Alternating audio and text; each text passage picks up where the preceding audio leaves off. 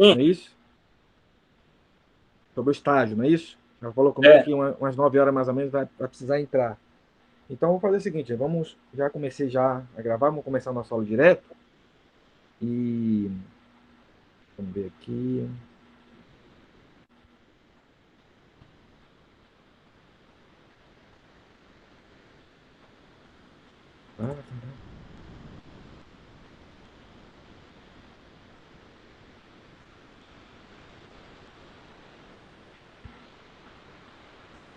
Vamos puxar aqui, ver se a apresentação sai, vocês falam, tá? Se tá saindo ou não.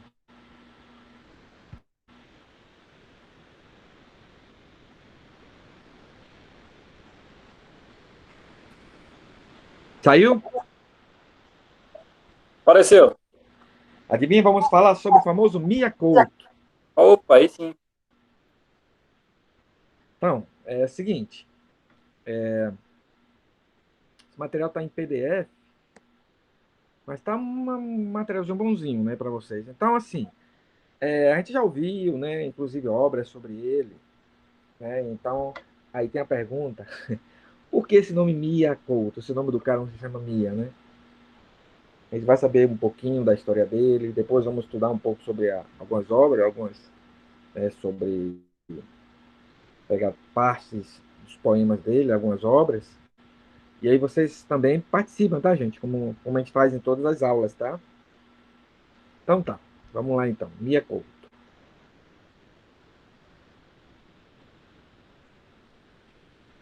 Bom, inicialmente, ele nasceu em 5 de julho de 1955, na cidade de Beira, em Moçambique.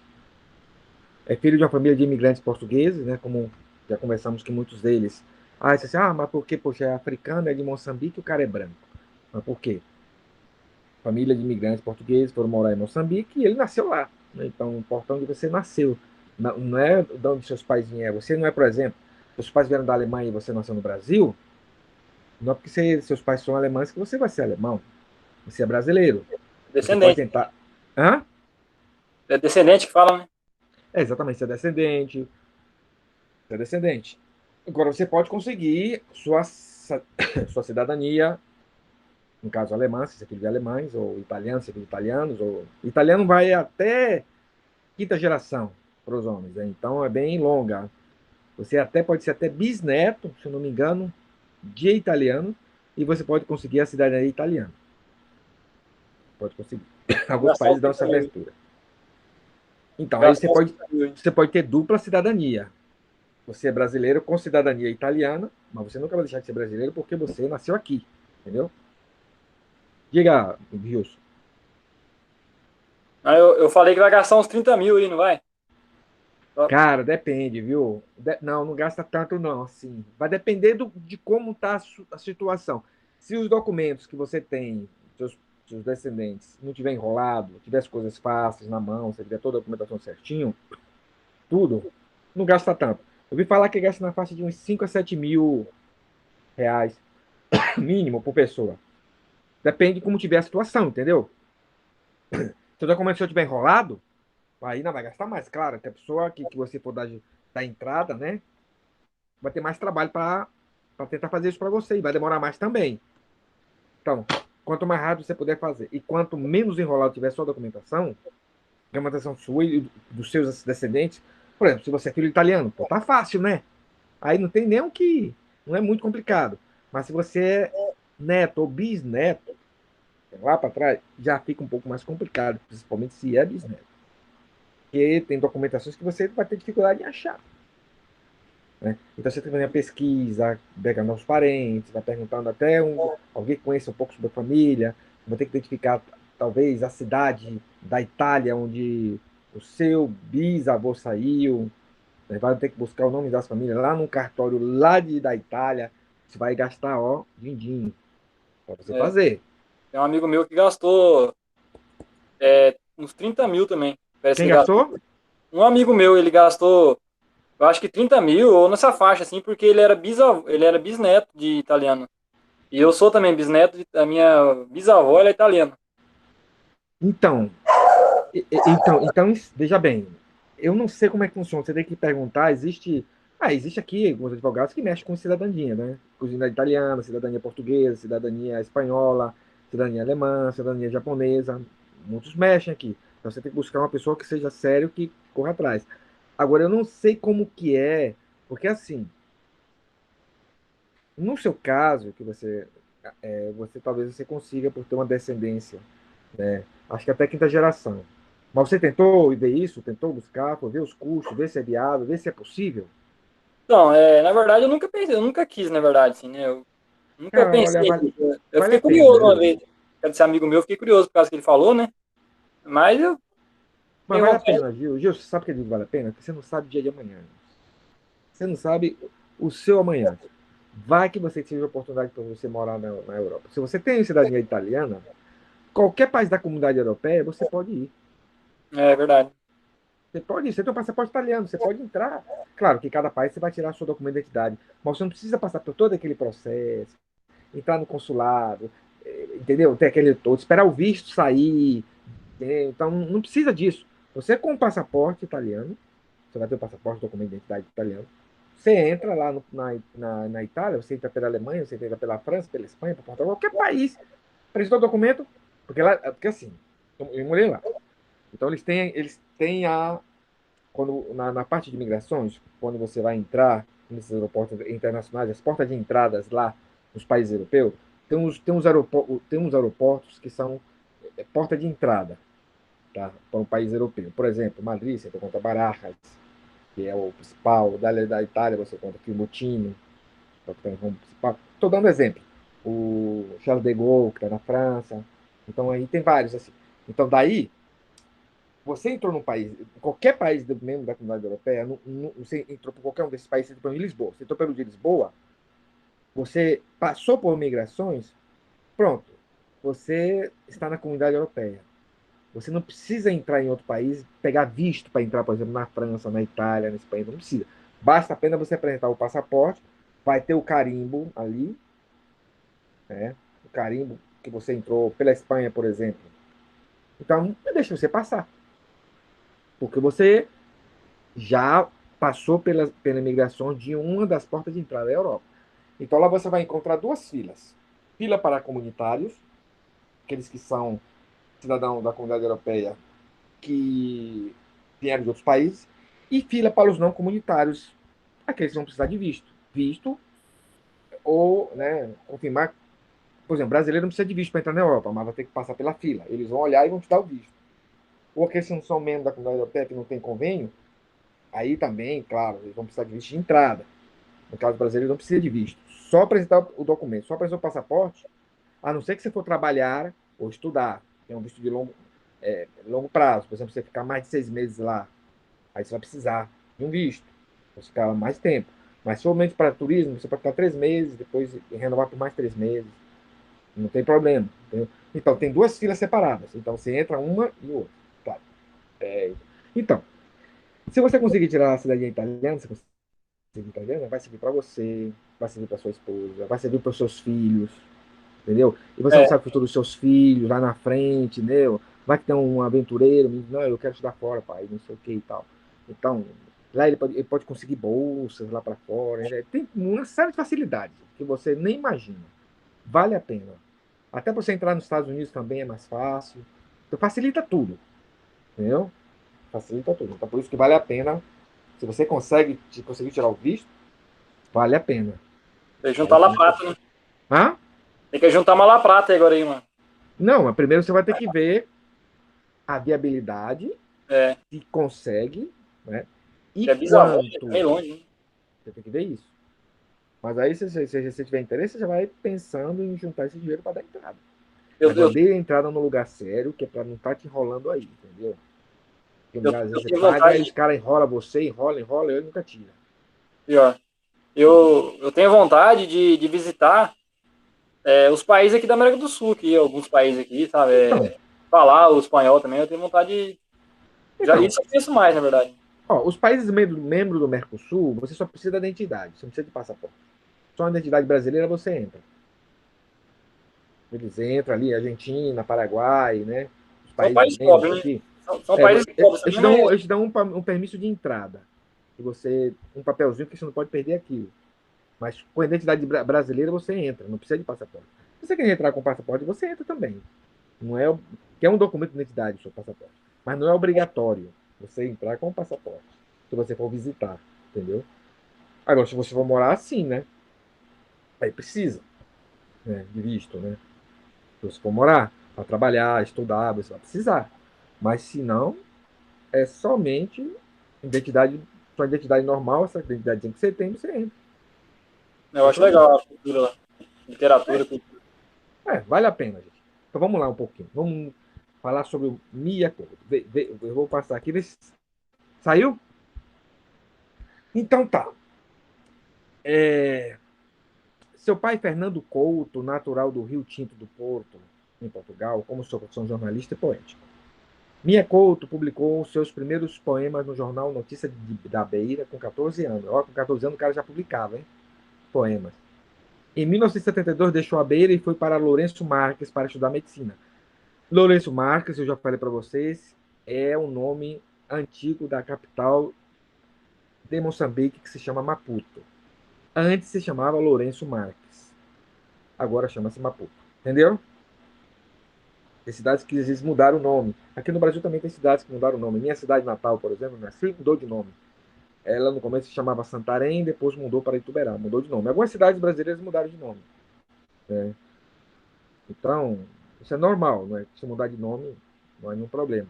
Então, ele regressou à Universidade de Eduardo Mondlane para se formar em biologia, especializando-se na área de ecologia, sendo atualmente professor da cadeira de ecologia em diversas faculdades dessa universidade. Então, ele é biólogo, mas é escritor. Olha, é o único escritor africano que é membro da Academia Brasileira de Letras. Ah, Vê ele é só. membro da academia? Não sabia, não. Então, ele também aceita estrangeiro, né? Mas como ele faz parte daqueles países de língua portuguesa, né? Então ele faz parte. Então, é o único escritor africano que é membro da Academia Brasileira de Letras. O cara é fera, não é qualquer um não. Pois é. Então vamos lá.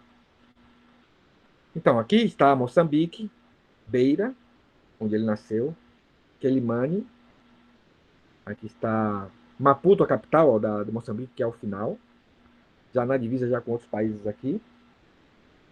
Aqui está um pouco do Moçambique, né? O mapa, a divisa com a África do Sul, Suazilândia, Zimbábue, Malawi, Zâmbia, Cidade, enfim, tudo pertinho é, aqui. cidade litorânea, né? É, exatamente, litorânea. Ó, Faculdade Eduardo Mondlane, Faculdade de Direito. Aqui é uma faculdade, né, que ele estudou, né? Razões do seu nome, aqui, razão do seu nome. Vamos ver aqui, ó. O seu nome completo é Antônio Emílio Leite Couto. Adotou seu pseudônimo porque tinha uma paixão por gatos e porque o seu irmão não sabia pronunciar o seu nome. Por isso. Aí, Mia. chama O, ela de o, que, é, Mia. o que é que o gato faz? Mia. Pois é, é por isso. Aí, Não é? E ele e o seu irmão, aqui parece que é o irmão dele, aqui, ó, aquele da gatinho foto. igual gato também? Pois é, gosta de gato, né? Então, Mia, o gato Mia, então tá bom, Mia Couto. Seu irmão chamado de Mia e ficou Mia, Mia e pronto, Mia Couto. Em homenagem ao seu irmão e porque ele gosta de gatos também. Aí Bem aí. está o porquê, né? Ficou aquela curiosidade, mas por que Mia, Mia, Mia? Aí tá. A Academia Brasileira de Letras. É o único escritor africano que é membro da Academia de Letras como sócio correspondente, eleito em 1998, sendo o sexto ocupante da cadeira número 5, que tem por patrono Dom Francisco de Souza. Academia Brasileira de Letras. Ele faz parte, ocupando a cadeira 5.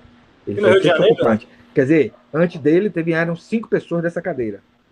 Claro, a pessoa não é eterna, né? Então, nasceu, a pessoa vive um pouco, chega a velhice, a idade, já não pode mais estar lá na cadeira, né? E é substituído por outra pessoa, né? E por aí vai. Então, veja bem, para você conseguir ter mesmo a camisinha de letras, cara, não é qualquer um não, viu? Não é qualquer um. E ele é o único africano. Claro, aí vai ter algum português que vai fazer parte também da caminha brasileira. Alguns portugueses, não sei. Aí teria que verificar bem sobre essa questão aí, ver quantos estrangeiros fazem parte da Academia Brasileira de Letras. Alguns por mérito, outros por convite, né? Sim, Gilson, você quer falar o quê? A Academia de Brasileiro de Direito, será que fica na Rio de Janeiro? É, no Rio de Janeiro. Aqui é algumas fotografias dele, né? O nome de Antônio Emílio Leite Couto. Aqui é talvez mais a idade atual, Ó, aquele mais gatinho novo. lá. Olha o gatinho ali, ó. Na Tem verdade, um esse gato gatinho? aí, vocês não sabem, né? Eu vou contar pra vocês agora. Já que a gente tá Hã? falando dele. Vocês não sabem, né? Mas eu vou contar pra vocês de que é a história desse gato aí. É, Conta. esse gato, na verdade, é um bruxo. É o quê? É um bruxo, É um bruxo? que pertenceu à família dele desde o século XVIII. É sério? É. Verdade isso, cara? Ah, então, ele tem um poema que é sobre o gato mesmo, que ele fala. Um poema sobre o gato. Aí, ó, gosto de gato mesmo. Ele tem um poema sobre o gato. Gato preto, de É. Garlumpu. Depois a gente vai, ó, que tiver tempo, né? A gente vai ler esse poema do gato, né? Vamos ver se a gente vai ter tempo. Possivelmente hoje a gente não termine essa sobre ele, né? Hoje, tudo, né? Porque, claro, já comentamos um pouco mais tarde hoje, e a professora Janete, ela, às 9 horas, quer falar com vocês. Então, eu vou ter que terminar às 9, né? Então, ela vai entrar, né? E daí vocês conversam com ela, né? Ela precisa de um negócio importante para falar sobre a questão do estágio, vai precisar de alguns minutos com vocês. Mas aí a gente, não, a próxima aula a gente termina falando sobre ele, né? Prêmios. Olha os prêmios que esse indivíduo ganhou. Em 1995, Prêmio Nacional de Ficção da Associação dos Escritores Moçambicanos. Prêmio Virgílio Ferreira, pelo conjunto de sua obra. Prêmio Mário Antônio, pelo livro O Último Voo do Flamingo. Prêmio União Latina de Literaturas Românticas. Em 2007 também ganhou outro prêmio, que é Prêmio Passo Fundo Zafari e Bourbon de Literatura na Jornada Nacional de Literatura. Prêmio Eduardo Lourenço. Prêmio Camões.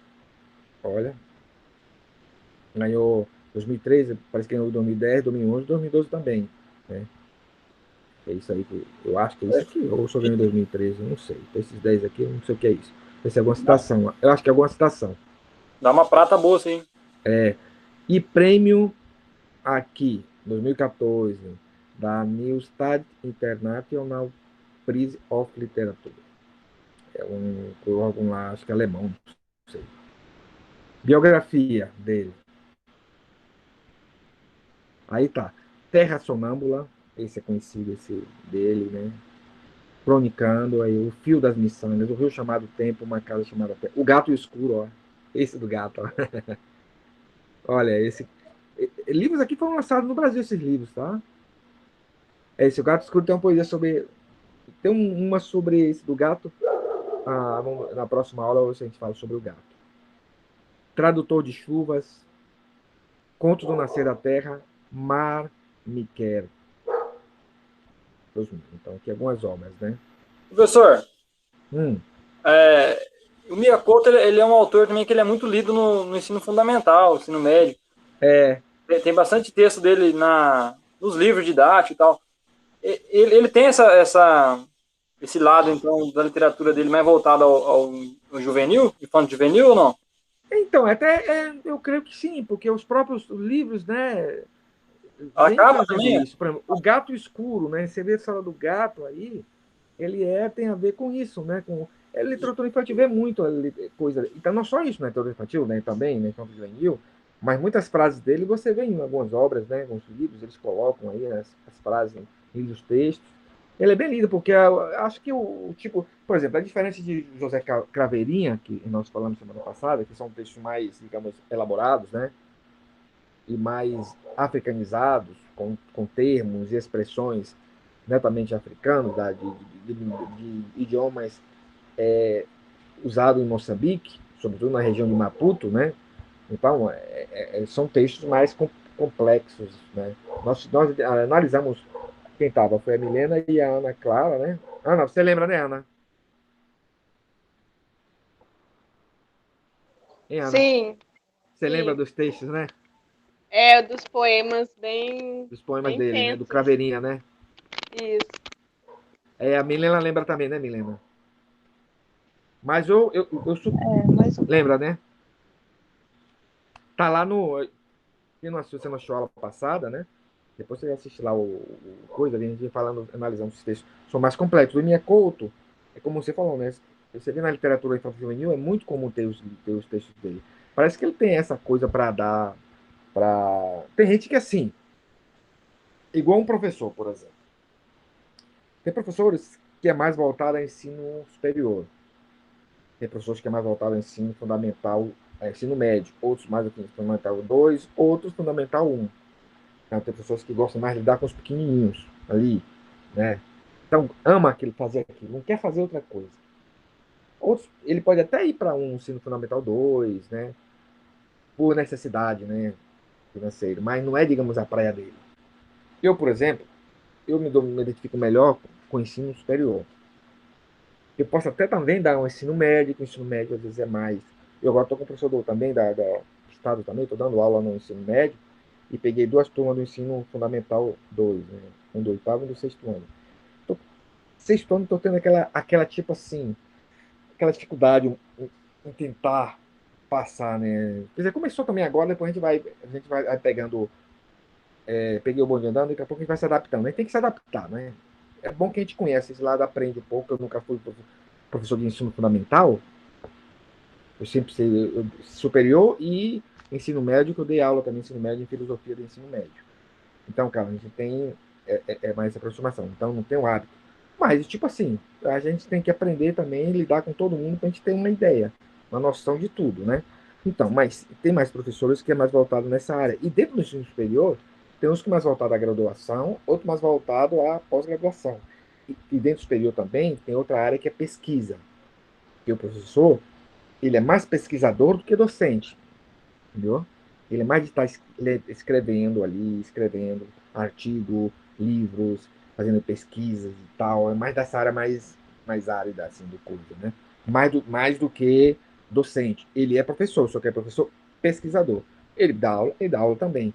Mas a maior parte do tempo dele, ele está na pesquisa. Geralmente, as universidades, elas separam os professores que são mais pesquisadores, têm esse perfil mais pesquisador, então dão menos aulas a esse professor para que ele possa produzir artigos, livros, né, textos que possam preparar também. E tem outros mais voltada da área de, como é o nome? Mais social, né? Então, mais divulgação, mais trabalhar com o público em geral.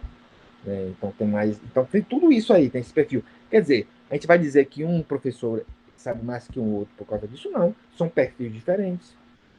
Né? Ele tem esse perfil. Nota-se que a literatura dele é muito voltada para a literatura infantil, mas também que atinge os jovens também, porque é cativante a literatura dele, né? A gente vai ver aqui, vamos ver aqui, vamos ver depois. Então, pegaram aí, não foi um pouquinho sobre. Às vezes, professor, Ah? só para concluir o raciocínio aí que a gente começou aí, às vezes ele nem quis, ele nem teve a intenção de escrever para infanto juvenil.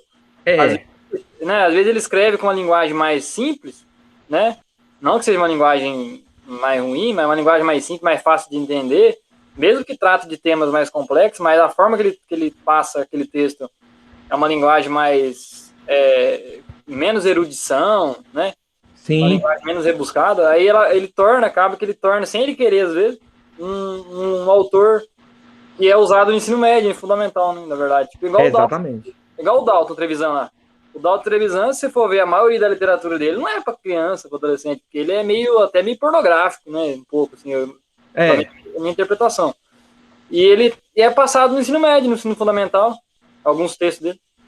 alguns textos são aproveitados. Mas assim como também a gente pega alguns textos também que é usado também no ensino médio de outros autores também brasileiros. A gente pega de Olavo Bilac, a gente vai pegar de toda essa turma, a gente pega, né, também, né? Se tira lições, né? Vai, tem alguma coisa? Ah, Uma esse. Scliar. Quem? Moacir Scliar, o nome dele. Ó, Também, ele é contemporâneo também. também, né?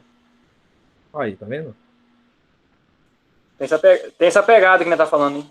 Ah, nessa mesma linha, né? É, tipo, é uma linguagem mais simples e ele É trata por de isso que eu tô temas falando, né? complexos. Né?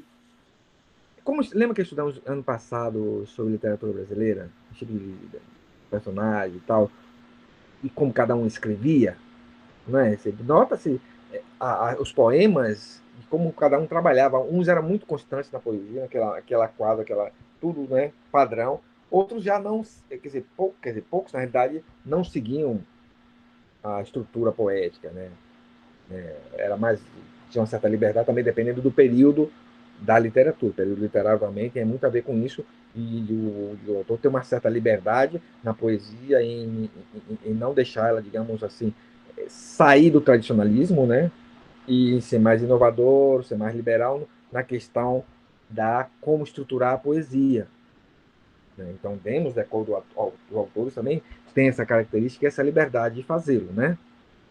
Agora vamos ver um pouquinho mais. Vamos ver aqui mais um pouco sobre ele.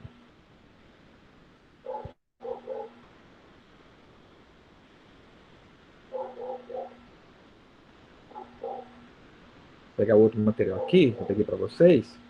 Tá aqui. Aqui está as obras, né? Histórias abençonhadas.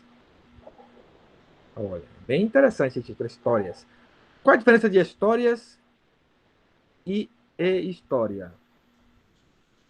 É, eu li uma vez, eu não lembro muito bem, mas história, eu imagino que está ligado mais aos eventos históricos, né?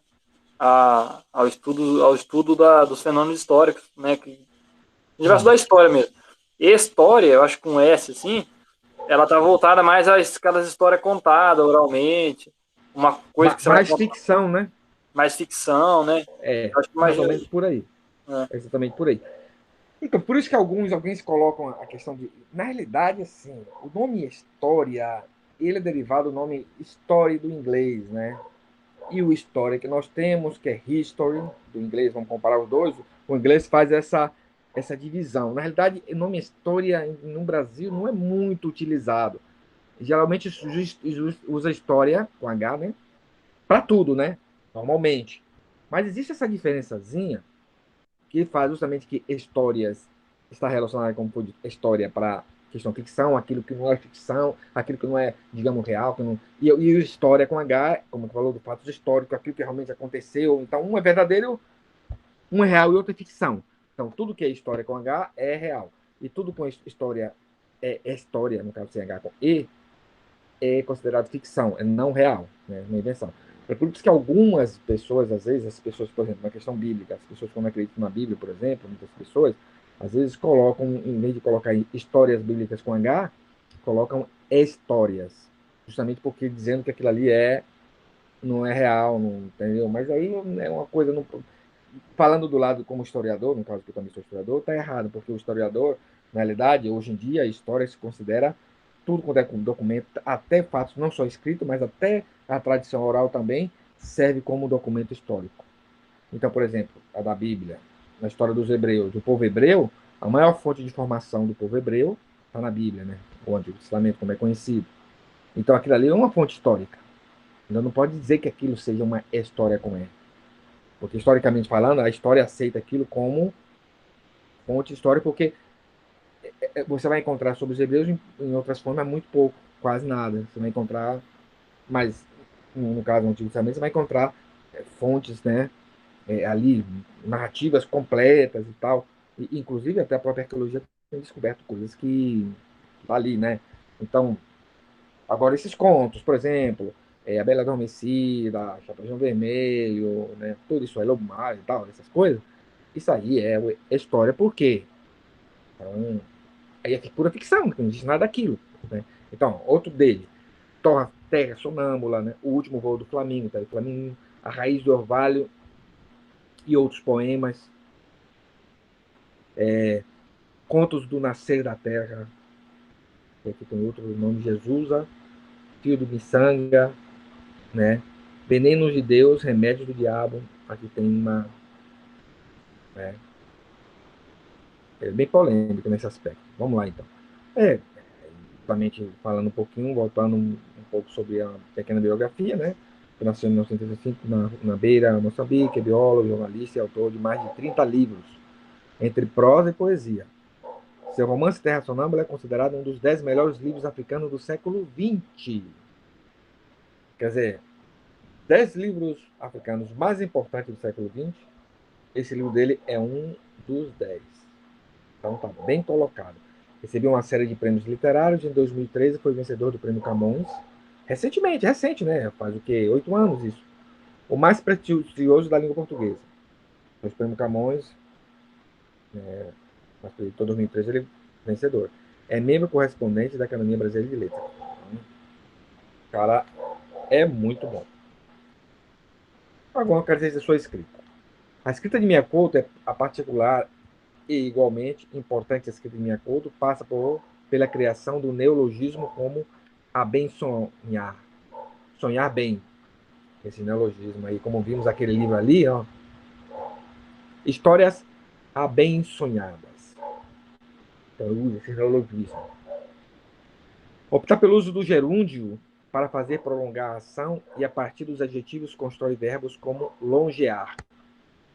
Mas isso aqui, isso talvez não. Tá, ele usa isso. Nós aqui no Brasil também, nós também usamos popularmente esses recursos, né? Por exemplo, em vez de usar, no caso, nós não somos adjetivos, no caso, são os substantivos que nós que construímos verbos, que na realidade não existe. Por exemplo, o verbo xerocar é de quê? Não existe esse verbo. O verbo eu xeroco, tu xerocas, ele xeroca. Não, porque Xerox é uma marca de fotocopiadora. A Xerox é uma marca americana de fotocopiadora. Então, o correto é fotocopiar. Aí é o verbo. Mas nós construímos verbo, ele faz do gerúndio, longear, que é de longe, longe. Então, ele faz isso. E nós fazemos isso. E nós também damos aumentativos aos números. Aqui em Maringá é muito comum isso. Por exemplo, quando você vai comprar alguma coisa aí, vai colocar combustível numa moto. Coloca aí dezão, coloca aí cincão. 5 é o número, 5, 10 é número, vintão, cenzão, cinquentão. Não é como falar isso? Aqui em Maringá? Ele vai representar a linguagem daquele povo, né? Tipo, a linguagem falada, né? Então, exatamente, a linguagem falada. Então, existe hoje em dia uns estudos, né, que antigamente esse tipo de linguagem falada era errada em relação à linguagem escrita. Mas a questão da linguagem falada é um fator predominante porque tem que ver a maioria da população o que fala naquele momento. Não pode dizer que é assim. Se a gente podemos dizer assim, se essa pessoa aqui, né, fala desse jeito, para o maringaense não está certo, tá errado, não está errado, está certo porque ninguém vai reclamar se você, claro, você falando, você não vai escrever isso, né? É diferente. A linguagem escrita é uma coisa, a linguagem falada é outra. Não são necessariamente a mesma coisa. Você não é obrigado a falar a linguagem tal qual, né? O pessoal não está acostumado a esse tipo de linguagem. Já um advogado, um juiz, normalmente ele, promotor, eles falam na linguagem culta pela própria necessidade do trabalho deles. Mas o povo comum vai falar assim, então, dezão e tal. Essas coisas, normal isso. A xerocar, né? Então, vai falar dogão, aumentativo de dog, que é em inglês, que seria big dog, seria, né? Big dog, não, mas não é big dog. Aqui no Brasil fala dogão, dogão, quer dizer, entendeu? Então, essas coisas é comum. Ele usa esse tipo de recurso lá na. Assim como vimos o Craveirinha, ele usa palavras de origem de línguas africanas para construir seus poemas. E nós lemos aí que a gente não sabia o que quer dizer. Ainda bem que tinha no poema que vinha, tinha uma observação ali, a tradução das palavras, né? Os recursos que cada um utiliza. Olha, ele tenta recriar a língua portuguesa tal como é falada, utilizando o léxico de várias regiões de Moçambique, tá vendo? Então, ele usa na escrita a linguagem falada. é algo que, né? E não pode dizer que ele é uma pessoa inculta, é uma pessoa culta, que é uma pessoa que é bióloga, jornalista, né? Também é escritor. Com 14 anos escreveu seu primeiro poema. Igual o Inclusive, quando ele Guimarães saiu Rosa, do... né? Ah? Aqui no Brasil a gente tem o Guimarães Rosa, que traz esse neologismo, hein? É, Guimarães Rosa. Então, essa poesia, que tem uma poesia. Ó. Hora do fim. Morre-se nada quando chega a vez. É só um solavanco na estrada por onde já não vamos. Morre tudo quando não é o justo momento. E não é nunca esse momento. Olha outra, por exemplo. Promessa de uma noite. Cruza as mãos sobre as montanhas, um rio esvai-se ao fogo do gesto, que inflamo, a lua eleva-se na tua fronte enquanto tateias a pedra até ser flor. Então, no caso dessa poesia aí, não é uma poesia muito, digamos, fácil você tentar, tipo assim, você olha assim a primeira vez, o que esse cara está querendo falar com tudo isso? Então, nesse livro aqui, Raízes do Orvalho. Vamos ver o espelho. Esse que tem em mim envelhece. Assomou o espelho a tentar mostrar que sou eu. Aqui ele não usou o gerúndio. Aqui, porque como ele utiliza o gerúndio, né, o brasileiro utiliza muito o gerúndio, a língua portuguesa não usa tanto o gerúndio. Por exemplo, aqui, atentar. Isso é português, português neto. Porque se fosse o brasileiro falando, se ele assomou ao espelho tentando mostrar que sou eu. Entendeu? Vocês estão entendendo? Aqui ele não usou, mas aqui, vamos ver aqui. Aqui ele já usa o gerúndio, ó. Os outros de mim, fingindo desconhecer a imagem, aqui ele podia ter colocado em português de Portugal, tipo assim. Os outros de mim, a fingir desconhecer a imagem. Tá notando a comparação dessa primeira com a segunda? Uma ele não usou o gerúndio, mas a outra ele usou um gerúndio aqui. Misturou, né? Pois é. Deixaram-me a sós perplexo com meu súbito reflexo. Né? Então, aqui. Com meus. A idade é isto, o peso da luz com que nós nos vemos, idades, cidades, divindades.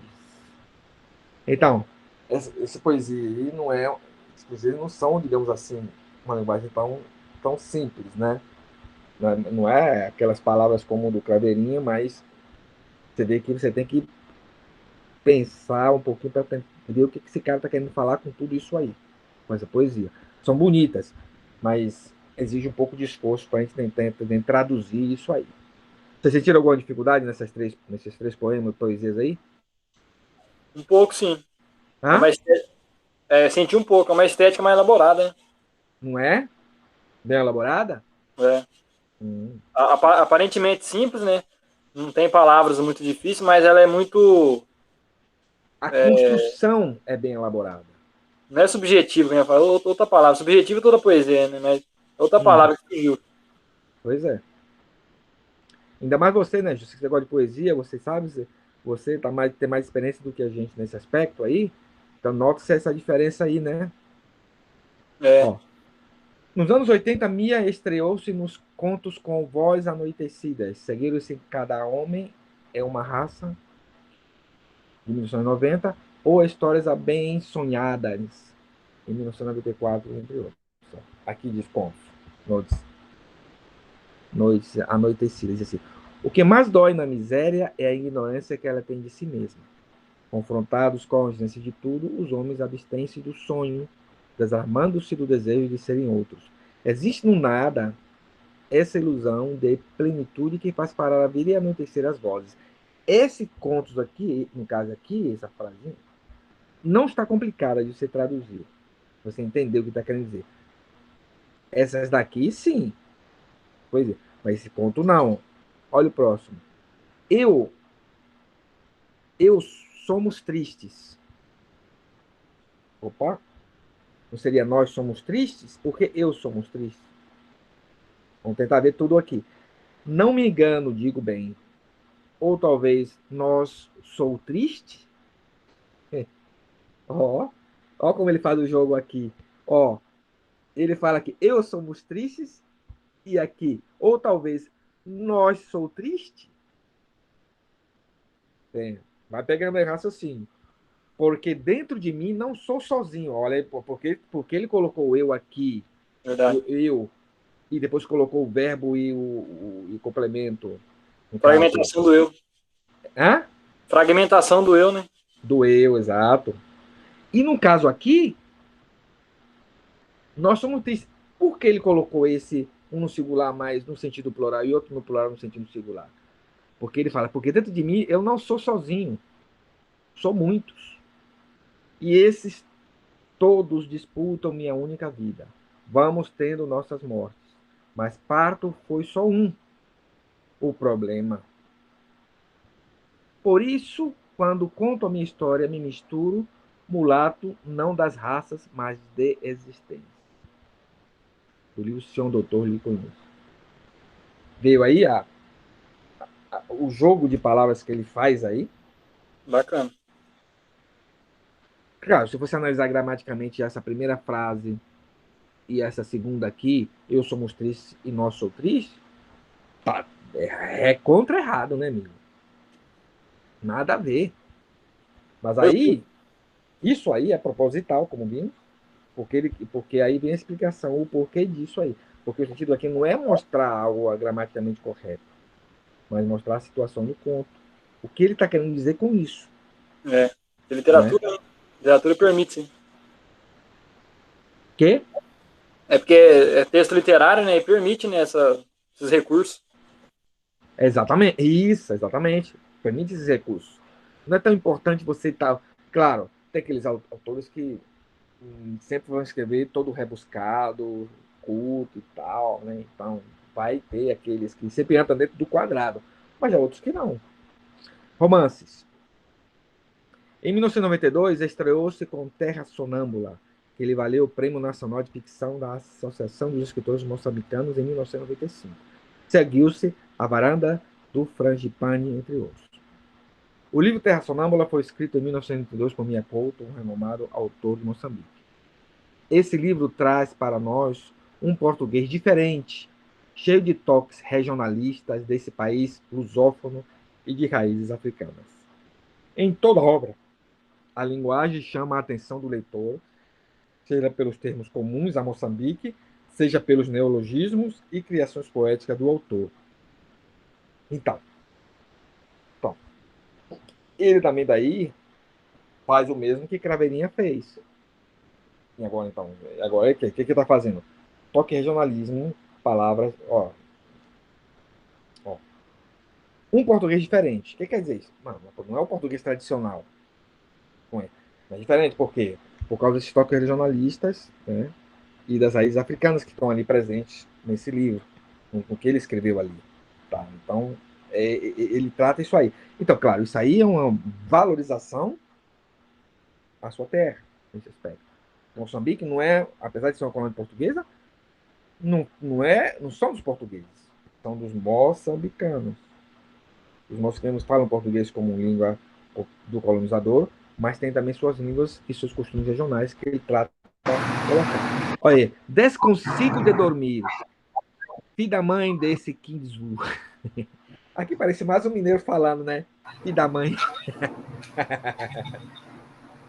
Pois é, se a gente colocar um escritor mineiro que ele escreve em mineirês, tal como eles falam, amigo, você vai ter dificuldade de entender o que estão dizendo, cara. Eu tenho um negócio aí. Eu vou ver se eu encontro para você. Se eu não conseguir, eu baixei ele aí no meu computador. Eu acho que eu tenho ele aí. Deixa eu fazer o seguinte. Tem mais coisa dele aqui do Minha Couto para falar aqui. Tem bem mais coisa, mas não sei se vai ter tempo a gente. Talvez dê tempo, né? A professora Janete. Se a professora Janete chegar, vocês me avisem, tá? Já okay? chegou. Se ela quiser começar, ela tá onde? Ela tá na outra sala ou tá na mesma sala? Tá na mesma sala. Tá aqui com a gente, ó, professora Janete, tudo bem? Estou invadindo aqui o espaço. Opa, não tem problema, tá perfeito. Tá assistindo nossa aula aí? Acabei de chegar. Sobre Mia Couto. Um grande escritor moçambicano. Nossa, ele é um escritor maravilhoso. Inclusive, tem muito, tem, pelo menos assim, no Face, eu vejo muitas coisas, pensamentos que ele escreve, né? Que as pessoas estão compartilhando. Eu não conhecia, mas tem umas ideias muito boas, principalmente parte de política. Parece muito bom. Ele tem muito disso aí, muita coisa interessante. Eu estava vendo aqui, ó, que ele faz parte, ele ocupa a 5ª cadeira da Academia Brasileira de Letras. É o único autor africano que está presente na Academia Brasileira de Letras. Então, eu não conhecia, eu fiquei sabendo mesmo que ele é africano. Eu falei assim, mas ele tem uma visão de mundo muito diferente, assim, dos nossos. Eu falo assim, que, não sei, talvez por vir de um país, de um país não, né, porque a África é um continente, de vir de um continente tão, assim, judiado, de mundo que ele tem, é de uma forma, assim, estarrecedora. Fala de política, fala de vida de uma maneira, assim, tão intensa. Eu gosto muito dele, assim. Que cativa, que chama a atenção mesmo.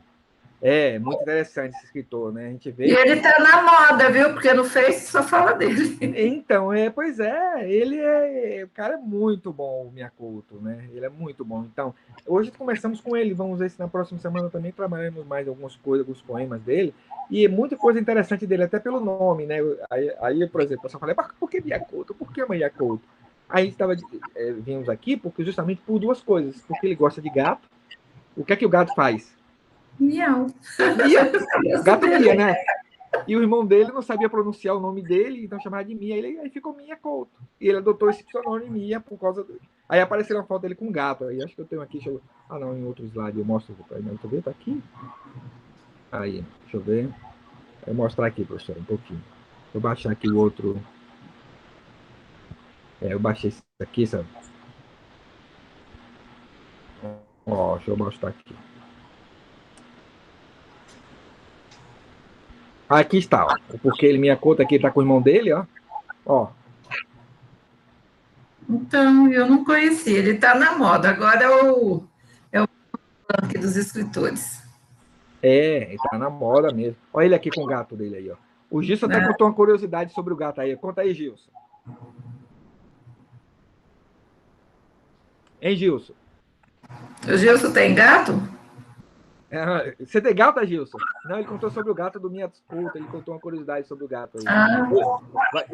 Fui pegar uma água ali. Fui pegar uma água ali, como é que é?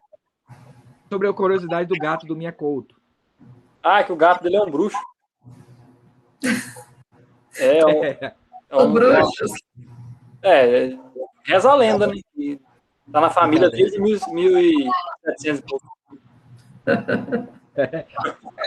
Lendas, né?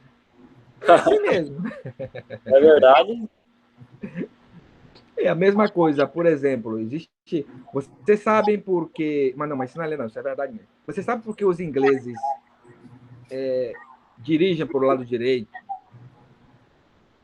O lado esquerdo, o volante do lado direito dos carros ingleses e dos países que adotam o sistema inglês, a famosa mão inglesa, por causa das lutas dos cavaleiros, aquelas lutas com aquelas lanças, justamente era do lado que eles iam para o lado esquerdo, porque a mão direita que eles seguravam o arco, então eles tinham que ficar do lado esquerdo e o outro cavaleiro do lado esquerdo, né?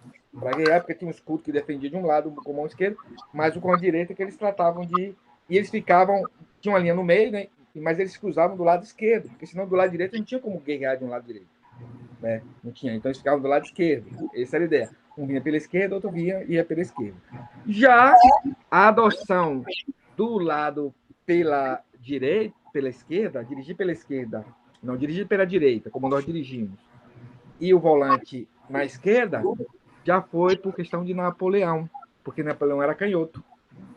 E ele andava pelo lado direito e guerrava com a esquerda. Então, por aí. Então, no caso, o lado esquerdo, a mão inglesa pelos britânicos e a mão, né, que usam pela direita é a inversão francesa. Né? Então, mais ou menos isso aí. Assim diz a lenda também. Mas isso aí foi verdade mesmo. Isso aí devido a essas questões, né? História com H, mesmo.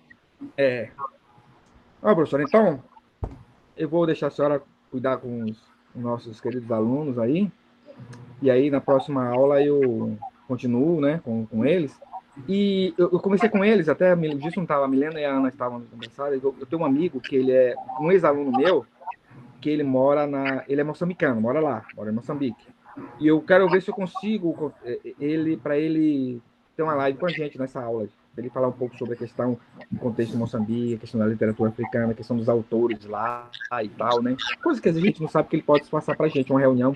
Vou ver se eu consigo, eu não consigo contato com ele ainda, mas eu quero ver se eu consigo para a próxima aula ele fazer uma live com a gente. É um convidado Olha que especial. legal. É um convidado. Aí dá para a gente colocar ele ali naquele projeto que eu enviei para vocês, né? Como? Lembra que eu enviei para vocês Sim. um projeto lá, né? Então já dá para a gente encaixar dentro daquele projeto e para a gente certificar com mais ó dos alunos. Pode ser. Que aí dá para juntar o pessoal de história também, porque é interessante. Então, podemos justamente uma boa ideia, professor. Eu nem tinha pensado nisso, mas. Aí, ó, dá para encaixar no projeto. Pronto, vamos então encaixar então. Tá, joia, então. Olha, gente, então, como é que ficou a questão da sala? Eu deixo aberta ou como é? Deixa aberta, gravando o Edno, fazendo favor, né? Tá. Porque você que abriu, então deixa ela gravando, que eu vou falar um pouquinho da BNCC, porque eles vão fazer estágios e a gente está preparando documentação para o núcleo de educação. Então, nós enviamos, mas não sei, você sabe que a parte, você trabalhando na secretaria, você conhece melhor do que eu. O núcleo de educação tem uma burocracia muito grande na parte de documentação, né? Eu sei. E porque esses nossos anjos aí, Edno, vai precisar fazer estágio. E aí eu tenho até conversar contigo, já que é professor de português, o professor Edno agora é meu colega. Tá trabalhando... somos colegas. Está trabalhando comigo, é professor de língua portuguesa, né, Edno? Língua portuguesa. Então, dependendo se a gente não conseguir, né, porque aquela Sueli do núcleo até agora, faz 1 mês e meio que eu enviei a minha pesquisa, junto com meus orientadores, e até agora ela não liberou. Só para você ter uma ideia, né? E olha que é uma coisa assim de grupos de pesquisa mesmo, e no Brasil todo, e ela até agora nada. E eu estou com ela não liberar, aí a gente vê a possibilidade desses nossos 3 alunos, quer dizer, 3 não, nós temos 4 alunos, quer dizer, 5 alunos, de fazer o estágio. Aí eu tenho de história, tenho de pedagogia, mas de pedagogia eu vejo com a menina comigo, e os de letras, né? Aí temos como entrar, se continuar ainda online, se essa aula ainda continua dessa maneira, como eles entram no Google Class, junto com o professor, sem ter o e-mail, @escola. Então, se quiser, o deles aí fazer estágio comigo, professora, pode, não tem problema não, pode ser. Né, porque tanto você quanto os outros, o Google Class, né, você está com 6º anos, do que turma que você está lá? Então, lá no universitário eu estou com 8º e 6º. Ótimo. Né? Que aí vai depender deles, né? Vocês vão querer fazer no ensino fundamental ou se vai ser no ensino médio. No ensino médio, eu estou no Zanquim. Estou no Zanquim. Você está no Zanquim? O cívico-militar. O colégio cívico-militar, né? Então, o Google Class, os conteúdos vão ser o mesmo para todos os professores, né? A minha preocupação é se eles conseguem acessar sem estar com @escola. Para a questão do... o que eu posso fazer, eu vou conversar com, né, a questão do diretor, é usar, no caso, o meu, @escola. O meu, né, o de outro professor. E o Gilson acho que tem acesso, não tem, Gilson? Eu tenho esse e-mail aí do núcleo aí, não sei se é o mesmo que vai entrar no Classroom aí. Só que eu não lembro não, tem que ver qual que é a senha, nem lembro mais. Não, se você tiver esse número, eu posso falar com o Diego lá no núcleo, o Diego é amigo meu, a gente trabalhou junto lá na secretaria, lá no Colodi, que agora ele está no núcleo, e ele pode, no caso, redefinir sua senha. Nossa, se ele já tem, ele redefine melhor ainda, já facilita, né? Que aí depois fica a Ana Milena e um menino que eu tenho também de história. Então, Eu consegui entrar assim. não Você é mais conseguiu? problema. Ó, eu posso pegar os alunos em cada hipótese. Se eu tivesse história, eu teria passar também. Mas o meu de língua portuguesa, então, os que quiserem fazer comigo, estágio, né? Eu acho que não tem nenhum problema, né? Eu só vou conversar lá com eles, né? Com os diretores, né? E eu digo, olha, tem 3 alunos na faculdade, eles querem fazer estágio, então eu posso liberar. Eu estou com o primeiro e segundo ano no Zanquim, primeiro e segundo ano no ensino médio, lá. Eu tenho 2 turmas do primeiro e 2 turmas do segundo. E lá no universitário, eu tenho um do sexto e uma do oitavo no universitário. Então vamos agilizar, Edna, ou meninos. Em vez da Sueli lá do núcleo, eu sei que ela vai embaçar, começar assim que o Edno, né, se achar confortável, se você também, porque assim, o Google Class, tanto para o Edno quanto para qualquer outro professor, vai ser o mesmo conteúdo, a mesma coisa. Só que o Google Class, ele está tendo uma mudança hoje. Hoje nós tivemos uma reunião, todos os professores tiveram reunião de manhã às 11 horas, quem conseguiu assistir, quem não está no sobre a forma dos alunos, como é que fala, ter presença no Google Class. Uhum. E agora não vai ser mais obrigatório aquelas 2 questões que os alunos tinham que responder. Então, aí agora vai ser assim uma questão só, mas ela é discursiva. Aí depende se o professor quer fazer ou não. Aí, Edna, a gente podia conversar, vou conversar melhor contigo, e aí eu vejo a documentação que os alunos vão levar tudo certinho, porque assim, eles vão ter que observar aulas, né? Aí a gente vai ter um tanto X de observação da tua aula, no caso ali, que você vai estar sempre pegando aquelas aulas já preparadas mesmo da SED, depois eles têm que dar a regência. Né? Que aí vai ser a mesma coisa, eles vão ter que pegar a aula que está na CED, porque a gente não pode fugir daquele planejamento da CED, né? Que aí eu vou estar explicando para eles. Então, hoje eu quero começar falando da BNCC, para eles entenderem aqueles conteúdos ali, né? Aquelas competências e habilidades da BNCC, ela que vão dar subsídios no plano de trabalho docente, que está ali no RCO, que eles vão estar utilizando depois lá no Google Class. Então, para eles fazerem esse comparativo. Tá? Aí eu converso daqui mais uns dias com você, Edno, para a gente ver essa possibilidade, tá bom? Tá certo, tá certo. Então, brigadão. Edno, agradeço de coração, porque essa turma aqui, eles têm aula de estágio, mas não tem dias da semana, porque a carga horária deles, em vez de 5 disciplinas, são 6. Uhum. Aí complica. Eu falei, eu não vou trabalhar o sábado, porque eu não acho justo. Primeiro que o nosso salário diminuiu, né? Nossas 3 horas foi para 2. Nem salário me fala. também, ó. Nem me fala, gostoso. Faz uma falta essa diferença. Faz. Faz. Vocês pensam que nós sofremos, professor, diminuiu o nosso salário. Então, eu falei assim, eu não vou ganhar o sábado. Quem trabalha o sábado, geralmente tem que ganhar mais. Eu não ganho. Então, eu vou estar, assim, usufruindo das aulas de alguns professores, que eu pego na sexta-feira da Eliel. Eu falei, coitada da Eliel, agora eu vou, né? São poucos professores, só tem 3 de letras, então eu vou estar, assim, usando você, a Eliel e a Maiara agora. Sim. Agradeço, assim, antecipadamente a tua disposição de me ceder esse espaço, né? Que são coisas que eles têm que estar cientes, para quando chegar o momento do estágio, saber o que é aquilo lá, por quê, de onde saiu aquele conteúdo, né? De que lugar, onde está pautado, quais os documentos que estão norteando. Sim. Então, meninos, eu vou apresentar aqui. Ai, falando isso, acabei esquecendo de mandar mas não tem problema. Deixa eu só pegar.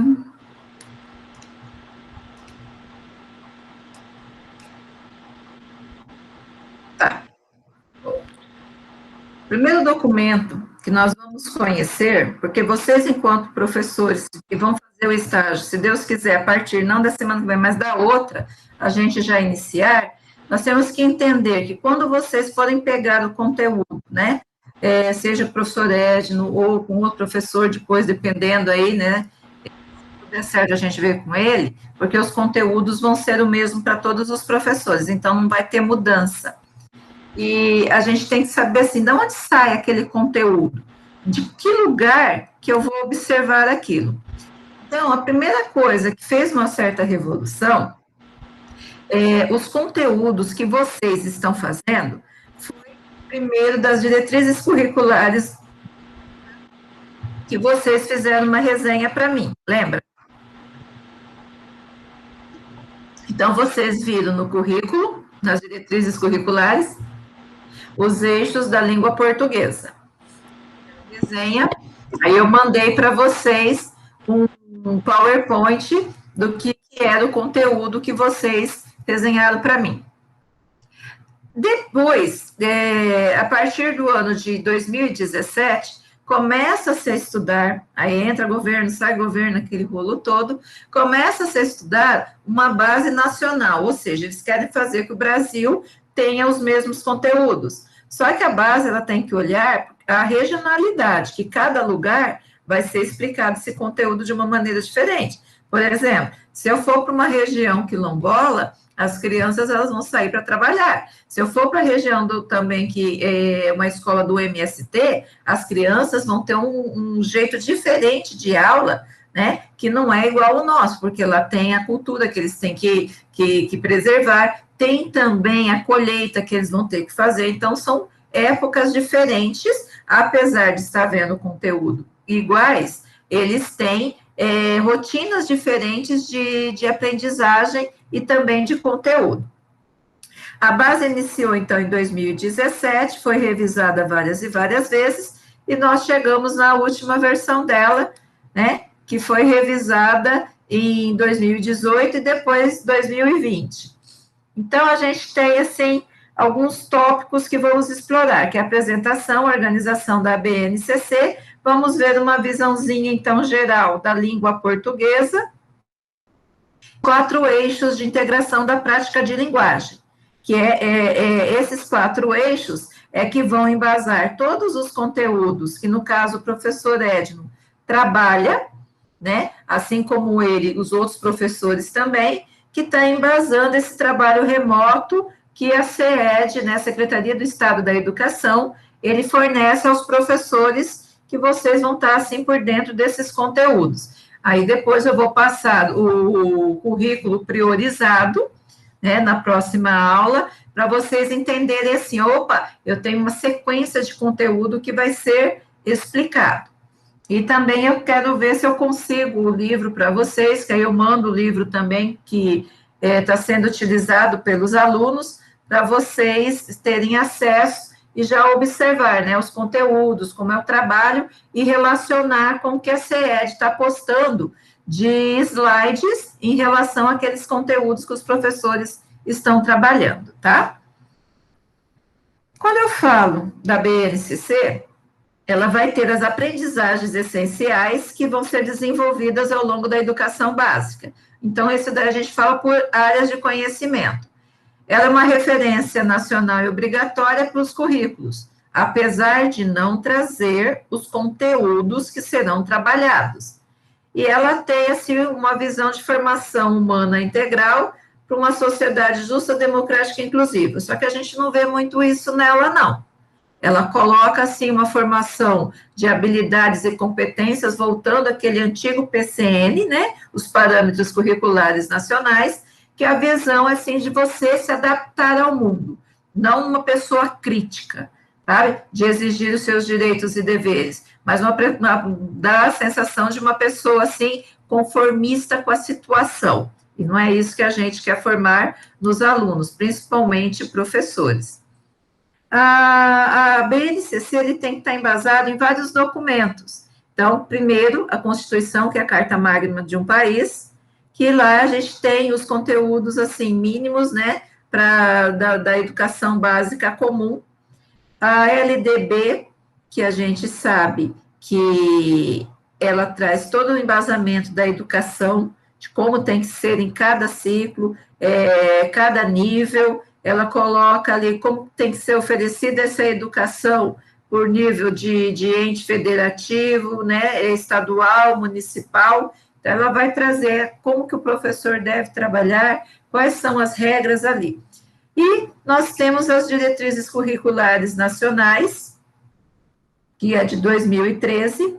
Depois nós temos o Plano Nacional de Educação de 2014, e aí vem as diretrizes curriculares de cada estado, que vocês fizeram a resenha na aula passada.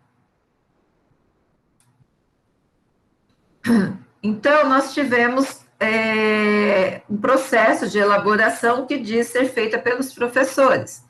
Só que, assim, a gente sabe que não são todos. Nós tivemos acesso a algumas versões para que ela chegasse a esse formato, mas não podíamos mexer, porque ela já veio praticamente, assim, pronta, tá? A gente teve, assim, de contribuir de forma online, apontando algumas coisas que poderiam mudar. Por exemplo, alguma coisa de habilidades e competência que estivesse no 6º ano, eu poderia elencar lá no 8º ano, ou no 9º ano, então por aí ia. Ela, como eu já falei, ela é uma referência obrigatória, só que ela não traz um currículo, ela não vai dizer quais conteúdos que você vai trabalhar, mas as habilidades e competências, como eu já estou pontuando aqui. Ela é um instrumento para elaboração e revisão, então, da educação básica, e ela diz assim, olha, é um rumo que você vai ter que trabalhar. Então, todos os municípios, eles vão estar trabalhando a mesma coisa, né, seguindo esses parâmetros que nós temos aqui de listagem de habilidades. Aí ela vai colocar o que o aluno tem que aprender, como que é essa formação continuada de professores, que tem que ter um embasamento teórico, metodológico mais aguçado, né? E a realidade com que nós estamos vivenciando, por exemplo, agora, né? Acho que nunca foi tão falado na BNCC quanto agora, quanto ao uso das novas tecnologias, porque a gente está vivendo esse período de pandemia e o ensino remoto foi contemplado, mesmo na primeira versão, que foi de 2017, e a última revisão dela também, em 2020, antes mesmo da pandemia, se falava desse ensino com as novas tecnologias a favor da educação. Então, em língua portuguesa, ele utiliza alguns termos que eu não sei falar, porque eu ainda não estou adaptada para essas novas nomenclaturas tecnológicas, mas ele utiliza muitas coisas assim que se trabalha com o aluno que a gente não trabalhava, pelo menos no ano passado. Então, quando você trabalha com podcast, fazer uma trilha de aprendizagem, são coisas assim que a gente até o momento não se trabalhava. E aí, vocês, enquanto futuros professores, podem estar utilizando quando for fazer a regência. Aqui não, deixa eu ver aqui, eu quero pegar a parte, vou só aumentar um pouquinho mais. Tá. Eu vou deixar depois na página, lá na semana que nós estamos, acho que é quinta ou sexta semana, eu vou deixar a BNCC lá no ambiente virtual de vocês para poderem olhar, né, fazer a leitura principalmente da área aí de língua portuguesa. Então, ela vai trazer o que é a base nacional, os marcos legais, o pacto federativo, depois vem essa estrutura da BNCC. Então, vem a primeira etapa da educação infantil, tudo para ela. Depois vem a parte do ensino fundamental. Ela não traz o ensino médio. Por quê? Porque o ensino médio está sendo discutido. Nós estamos agora implementando, nesse ano de 2021, um novo ensino médio. Tanto que o governo está tirando das escolas estaduais o ensino médio noturno, ele está acabando. São poucas escolas que oferecem o ensino médio ainda. Por quê? Porque ele acha que o ensino médio noturno tem muita evasão. A gente sabe que muitos alunos trabalham e têm que estudar à noite. Essa evasão se dá muito ao cansaço, à falta de estímulos para estudar, né? E uma série de outros fatores. Mas, então, é por isso que ela não contempla o ensino médio, é só o ensino inicial e finais da educação básica. Professora? Oi? A anterior, então, ela tinha, né? Porque eu tenho, a Valéria mandou pra gente aqui, eu acho que a anterior é essa. Que tem o ensino médio. Então, não sei qual documento que ela enviou, porque na BNCC não tem o ensino médio. Nossa, deve ser essa nova de 2020, mudou, então. Não tem, ele não contempla. A gente tem agora o projeto que está sendo muito contestado, que o APP Sindicato aqui do Paraná, ela entrou com recurso desse ensino médio noturno, né? Eu fiz um estudo em 2018, deixa eu ver, 2018, quando eu fiz o PDE, que eu estava falando que ia entrar esse novo ensino médio noturno na época do Temer, quando ele deu o golpe. Então, eu já estava preparando os professores e os alunos do que viria. A gente não tinha ainda muitos documentos em mão. E a BNCC, a revisão ali de 2018 foi a mais, assim, aprimorada, ela não contemplava ainda o ensino médio. E essa também de 2020 também não, tá? E vocês vão ver que ela vai trazer todas as áreas de conhecimento. Que aí vem aqui, ó, a língua portuguesa, né? Ele traz a área de linguagens e junto ali, separadinho, tem a língua inglesa também. Então, vocês vão ver que a área de linguagem vai contemplar ali, ó, língua portuguesa, a arte, a educação física, né? E o inglês. Mas vamos lá, que depois eu vou dar só uma pincelada. Opa! E o ensino religioso, ele sai, tá. Aí vem áreas da ciência.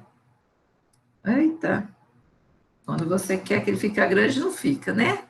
Aqui. Então, ele vem a área da matemática, aí ele vem a área de ciências da natureza, que entra aí ciências, geografia, história, e vem a área de ensino religioso. Então, são 4 grandes áreas que contemplam a BNCC. No caso de língua portuguesa, está na área ali de linguagens. Então, deixa eu diminuir um pouquinho agora aqui.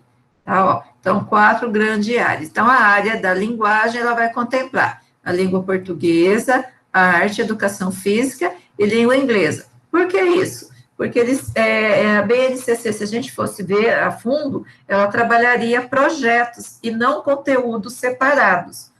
Por isso que essas áreas aqui, elas estão interligadas.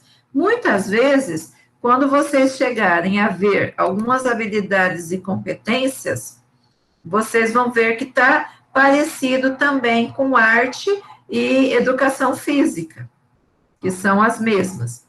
Aí, o que a gente vai ver na BNCC? Que ela traz, como eu falei para vocês, né?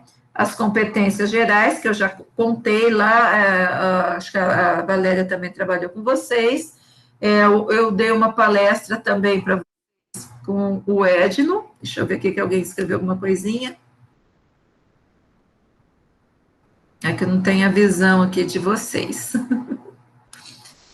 O Edno, acho que o ano passado eu fiz uma fala numa das aulas dele também, falando sobre as competências para todos os alunos. E sim, ela vai... Exatamente, a senhora fez uma live justamente para os alunos da minha matéria. Fez sim. Isso. E agradeço também, viu? Foi muito bom. Ai, que bom. Então, hoje eu vou puxar para a língua portuguesa, que amanhã eu vou pegar a história que eu vou fazer com outros meninos. Aí a gente vê aqui que ela é dividida, como eu falei para vocês, a educação infantil, os direitos de aprendizagem e desenvolvimento e os campos de experiência. Por quê? Porque a educação infantil agora, ela entra para receber o dinheiro do Fundeb. Antes ela era separada.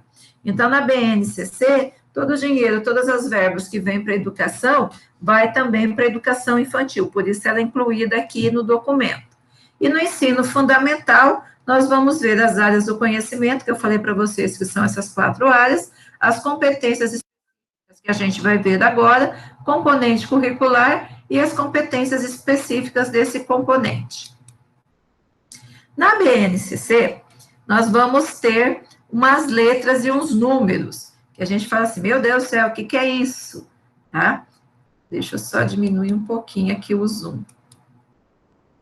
Então, quando eu falo, né, que vocês vão ver no documento, isso aqui, ó, então, o vermelhinho aqui, ó, significa ensino fundamental, essas letrinhas, ó, ensino fundamental.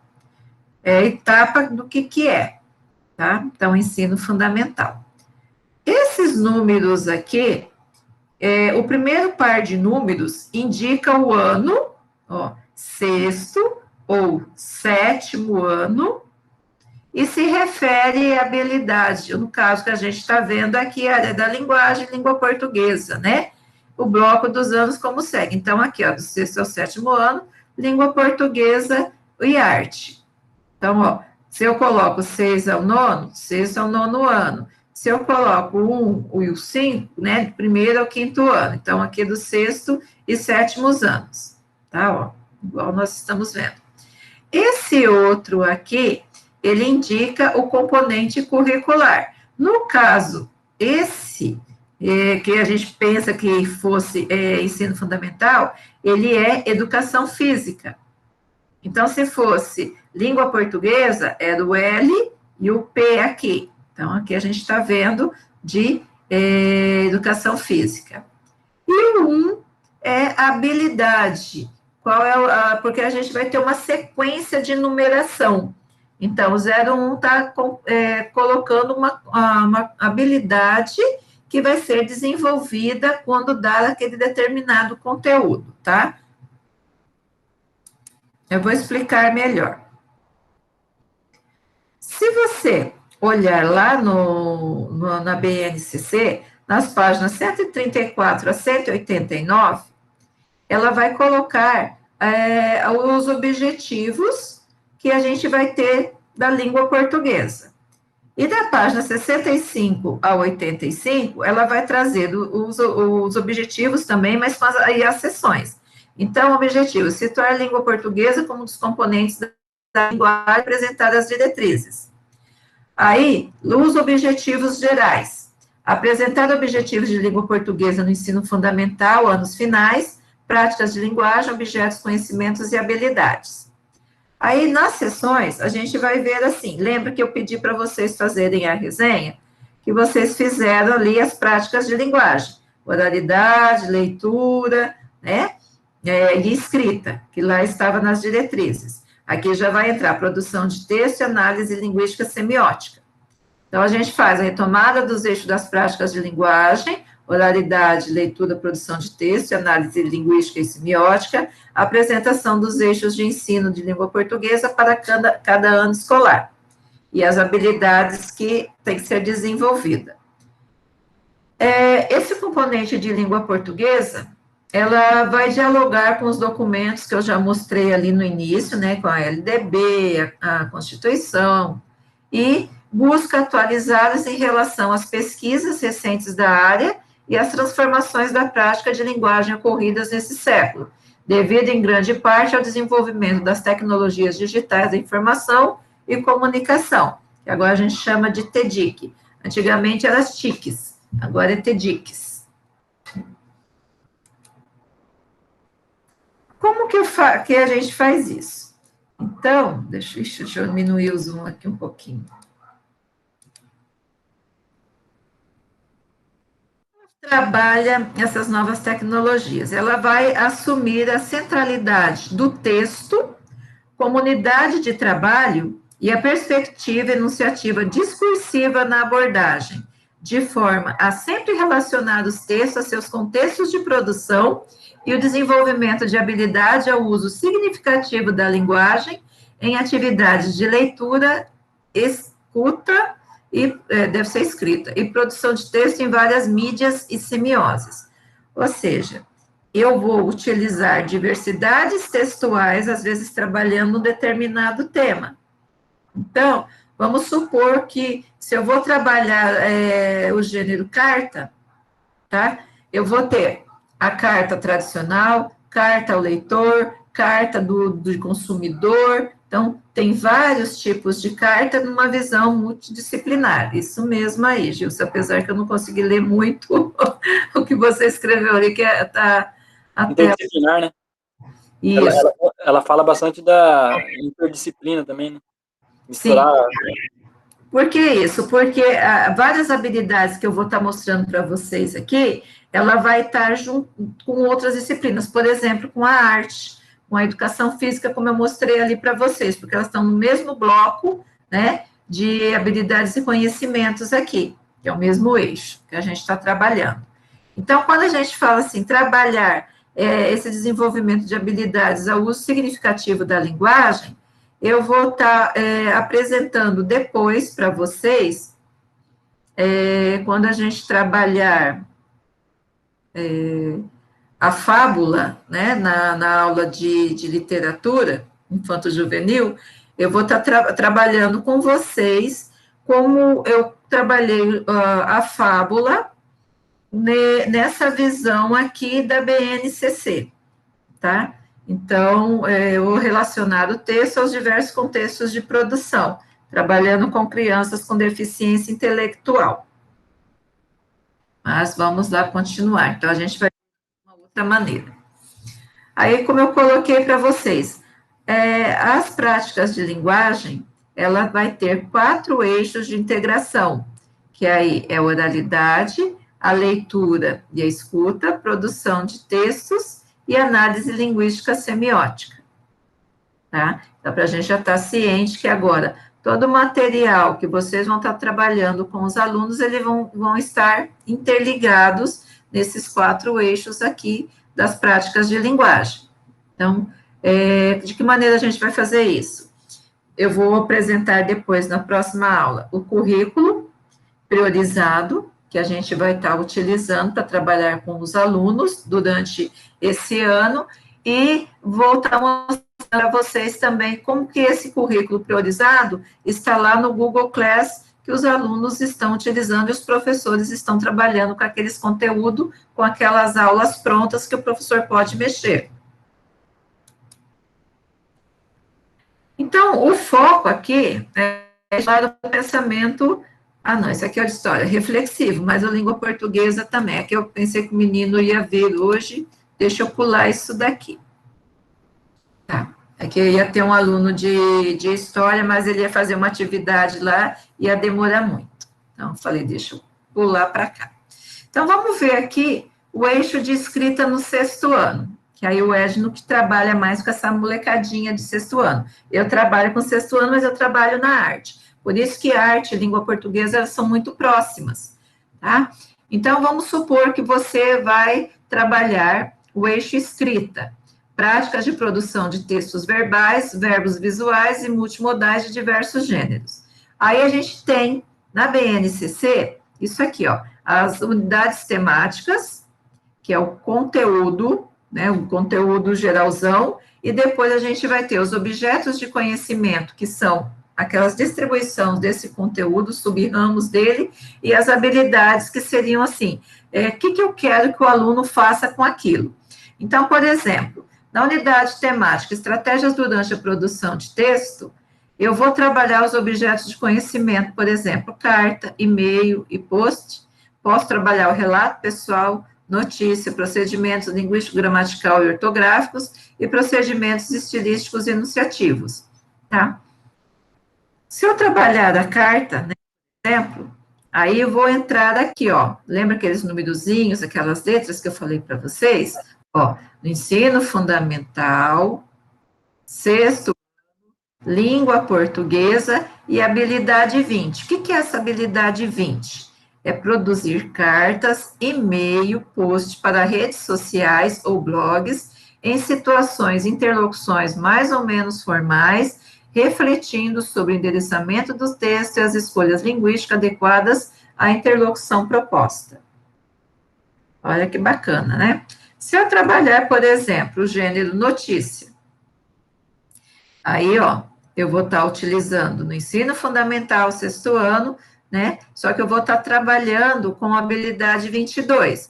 Por que essa habilidade 22? Se a gente pegar as provinhas, Ana, prova Brasil, a prova Paraná, que a gente utiliza aqui no Paraná para avaliar esses alunos, elas estão em cima dessas habilidades. Então, vocês vão ver lá que vai ter, né, um númerozinho na frente do enunciado da questão para a criança resolver. Então, são essas habilidades que se espera que a criança atinja fazendo essas provinhas aí, que a gente chama de avaliações externas. Vocês também vão ter, se a gente conseguir também ver algumas, eu vou ver se eu tenho várias no colégio, e eu quero ver se eu tiro foto de umas para mostrar para vocês, tá? Então, se eu for trabalhar o gênero notícia, eu quero produzir notícias sobre um tema relevante, utilizando de forma adequada os elementos do gênero textual. Então, eu tenho que trabalhar o título, o subtítulo, o lead, corpo da notícia, né? É bem legal. E, se ter tempo também, quero trabalhar com vocês um texto da tese de doutorado de uma amiga minha, que ela trabalha com o gênero notícia. Então, ela utiliza o Vygotsky, trabalhando com crianças não, ela trabalha com adultos da EJA com deficiência intelectual, e ela utiliza, né, para falar sobre os conceitos científicos de Vygotsky, o gênero notícia. Muito legal o trabalho dela. Legal. Minha professora. Oi? Você tinha falado, né, que a BNCC, outros professores também já falaram já, que ela não dá esse espaço para desenvolver essa criticidade ou problematizar algum assunto, para capacitar o aluno para ser mais crítico e tal, né? Questão política. Isso. Ela não traz eu acho que nessa habilidade aqui, ela já traz certinho o que você tem que fazer, né? Mas aqui abre espaço, né? Nada impede, né? Até o professor Edson tinha falado para nós também, a Valéria também, para a gente colocar mais tópicos ali que a gente vai trabalhar com os alunos na habilidade, né? Sim. Problematizar um assunto ali. Eu acho que seria o espaço ideal seria nessa habilidade aqui, ó. Então, quando ela foi revisada em 2018, que foi a terceira revisão, nós colocamos isso, faltava isso. Só que aí você sabe, o governo do Temer vai querer que você coloque isso? Foi dado um golpe, né? A gente coloca por fora.